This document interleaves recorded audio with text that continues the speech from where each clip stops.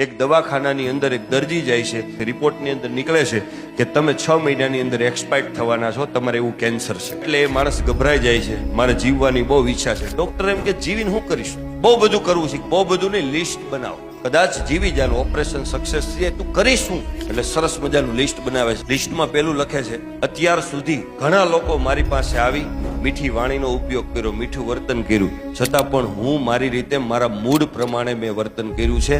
એ બધા લોકોને ઘરે ઘરે જઈ અને સોરી અને થેન્ક યુ કહેવું છે. ઘણા લોકોએ પાછળથી વખાણ કર્યા છે, પણ હું એને ઓળખી નથી શક્યો. જે મને મોડા ઓળખાણા છે એ બધાને જઈને મારા આભાર વ્યક્ત કરવો છે.